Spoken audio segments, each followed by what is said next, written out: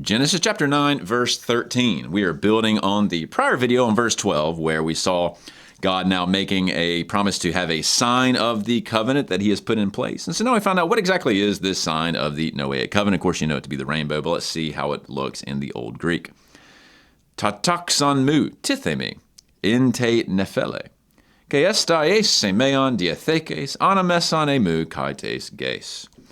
So here is the sign. It is the taxon, or keshet in Hebrew. This is a bow. Now that bow can refer to like a war battle weapon, namely like a bow and arrow, that kind of thing. But in this particular case, even though it has kind of the shape of that sort of arched shape, this is, of course, referring to a rainbow. And it is my rainbow. So my bow, if you will, tithemi. It's a first singular present active indicative from tithemi, of course. So I put or place here. And it is in the cloud. So with this mu here plus the first singular verb, notice once again, as we've seen already many times in Genesis 9 and actually the tail end of Genesis 8, God is the one who is sovereignly putting this covenant in place. He's also sovereignly putting the covenantal sign in place. It's his bow. He's doing it. It's very much monergistically, if you will, instituted and administered this particular covenant. Now, what's going to happen? It will be, so that is the third singular future of me, as a sign. That's how I'll take that ace there. It's not really directional. It's more a way of equating. It will be a sign, or as a sign of the covenant, which we saw that language in 9:12. So we're finally seeing, okay, what is the sign of the covenant? Well, it's this bow, and then he's reiterating it here. It's the sign of this covenant that he has put in place. Once more, we have the ana meson language, or buy-in here. We've seen that.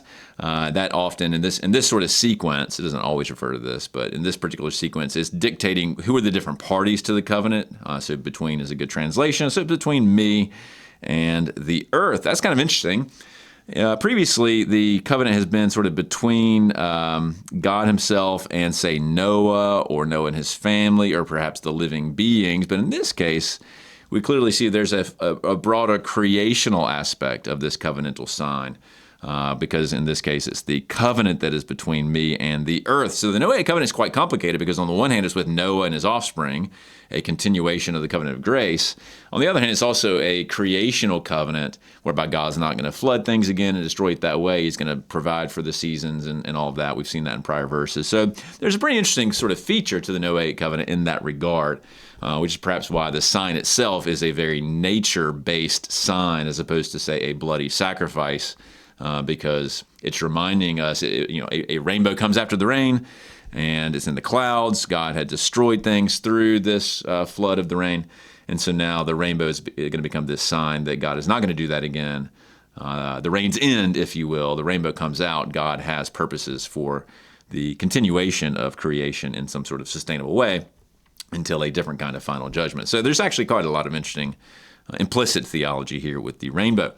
Now, one of the things interesting about the rainbow is that if you do just a quick search, you'll find the word rainbow, at least in most English Bibles, show up essentially two more times, Ezekiel 1:28, and where Ezekiel writes, when he has this great vision of the heavens, that at the very pinnacle of heaven on the final throne at the top is something like the appearance of the bow. Notice it's keshet in Hebrew, same word that we saw in Genesis 9:13. However, it's not taxon, at least in the Old Greek. I find that to be fascinating. It's very kind of a different just translational vibe altogether.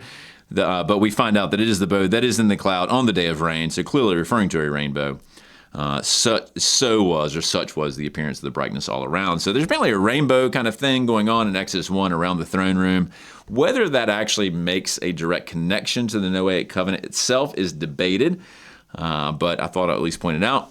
And then Revelation is arguably drawing on that, actually drawing on Ezekiel, because Revelation does that a lot. He who sat there, that is on this throne in heaven, has the appearance of jasper and carnelian, and around the throne was a rainbow. Now, in this particular case is iris, which could also be translated some other ways, or that's where we get like the English word iris. It has the appearance of an emerald, so it's greenish, but most translators will go with rainbow, and it's not taxon either. And so it's debated once again whether this is referring to Noah or not. There's some debate on that. Of course, the flood is used in the New Testament in various ways, but this particular rainbow allusion is a bit ambiguous. I'm not sure where I land on that, whether these are sort of intentional allusions back to the Noahic sign or not. But either way, I thought I'd throw it out there as food for thought. So that's Genesis 9, verse 13.